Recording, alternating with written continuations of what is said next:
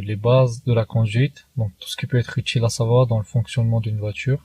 Donc cette vidéo va plutôt s'adresser aux personnes qui n'ont encore jamais conduit, qui sont jamais en fait installées au poste de conduite, etc. Donc tout d'abord, dans une voiture, il y a des pédales.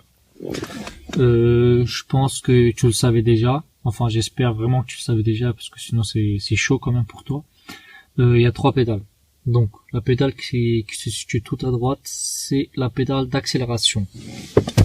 Elle peut être gérée en fait par rapport à la pression que tu vas appliquer. Par exemple, tu peux très bien accélérer de façon brusque ou d'accélérer avec une douceur, avec sensualité. Donc bref, quoi d'autre, elle va dépendre en fait de la pression que tu vas appliquer avec ton pied. Donc c'est très simple. Ensuite, la pédale du milieu, c'est la pédale de freinage. Donc c'est le même principe. Imagine qu'il y a un fou qui saute, il y a un piéton qui saute sur la route. Bah, tu peux très bien freiner de façon brusque. Donc voilà. Ces 2 pédales-là, de freinage et d'accélération, vont être gérées par le pied droit. Donc tu vas placer le talon du pied droit entre les 2 pédales. Pourquoi? Parce que ça va être plus facile de switcher de pédales, par exemple d'accélérer, de freiner, par exemple en ville. Ça va être beaucoup plus simple. Donc ensuite il y a la pédale de gauche, donc c'est l'embrayage. C'est celui qui fout la merde. C'est en fait l'embrayage qui va te faire chier, parce qu'à chaque fois que tu vas avoir des problèmes de conduite, ça va être en rapport avec l'embrayage. Donc l'embrayage, qu'est-ce que c'est? Déjà, je vais mettre le contact, je vais démarrer le moteur. Comment on démarre une voiture? C'est une chose à savoir, parce qu'une fois mon père m'a dit tiens, carrément les clés, va démarrer la voiture, fais chauffer le moteur. Moi je savais pas comment on faisait, donc mais la honte de demander ça, de demander comment on démarre une voiture, la honte. Donc je dis je vais me débrouiller. Donc déjà tu prends la clé, voilà, tu vas le mettre dans le trou. Donc je vais appeler ça comme ça, dans le trou qui se situe en fait derrière le volant côté droit. Voilà, tu vas le mettre dans le trou. Et hop. Si tu tournes une seule fois, un tout petit peu, ça va rien faire. Il n'y a rien qui va changer. Cependant, si tu tournes 2 fois, hop, il va y avoir des voyants qui vont s'allumer. Donc je refais ça. Hop, des voyants qui sont allumés. J'ai tourné 2 fois. Au bout de 2-3 secondes, voilà, il y a des voyants qui vont disparaître. Donc je te refais ça une dernière fois. Voilà, je t'attends 2 à 3 secondes. Et voilà, il y a des voyants qui ont disparu. En fait, moi, j'avais juste fait ça. J'ai dit, voilà, là, le moteur, il est en train de tourner, tranquille. Pas du tout. Une fois que les voyants, ils ont disparu, il faut que tu tournes une dernière fois, une 3e fois, en fait, à fond, pour que le moteur, il démarre. Voilà. Donc là, déjà, tu entends déjà que le moteur, il est en train de tourner. Et de 2, si on regarde le compteur tours par minute, et on voit déjà que le moteur, il est à peu près à 900 tours par minute. Donc il tourne. On n'a pas besoin d'accélérer, t'as pas besoin de faire quoi que ce soit, tu tournes la clé et le moteur il tourne déjà. Cependant, la voiture elle n'avance pas. Là elle n'avance pas. Pourquoi? Par exemple, même si j'enlève le frein à main, donc c'est le levier qui se situe entre les 2 sièges, si tu enlèves, en fait, t'appuies sur le bouton, tu le baisses, la voiture elle bouge toujours pas.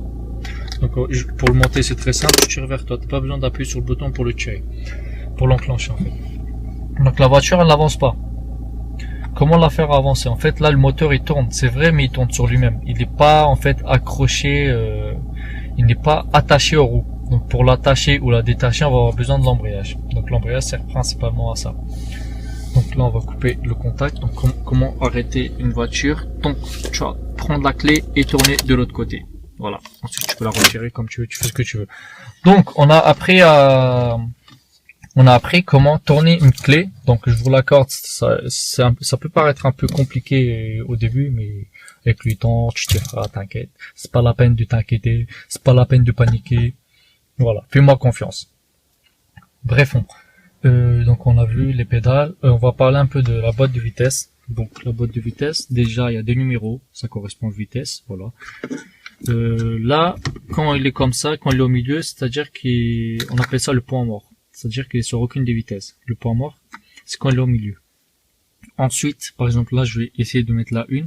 On voit qu'il est situé à gauche, en haut. Donc, faut pas la prendre avec le bout des doigts. Faut prendre avec la paume de la main, parce que c'est fait pour ça. Donc, gauche, en haut. Là, j'ai mis la première. On va toujours démarrer en première vitesse. Pourquoi? Parce qu'il y a une notion de puissance à savoir. La première vitesse, c'est la plus puissante. Et au fur et à mesure qu'on va passer les vitesses, elles vont devenir de moins en moins puissantes. En fait, ça va baisser de façon progressive. Par exemple, si je mets la 2, donc c'est en bas à gauche, elle est moins puissante que la 1. La 3, en haut, elle est moins puissante que la 2, etc. Au fur et à mesure qu'on va passer les vitesses, au fur et à mesure qu'on va passer les vitesses, la puissance va diminuer. Donc la première, très puissante, excuse-moi, la cinquième, très peu puissante. Donc ça, c'est une chose à retenir. Et il y a une notion de rapidité. Là, c'est tout le contraire de la puissance. Puis, au fur et à mesure qu'on va passer les vitesses, la rapidité va augmenter. Par exemple, la première vitesse, la toute première, elle est très puissante, mais elle n'est pas rapide. Au contraire, la cinquième qui se situe à droite en haut, elle n'est pas puissante, mais elle est très rapide.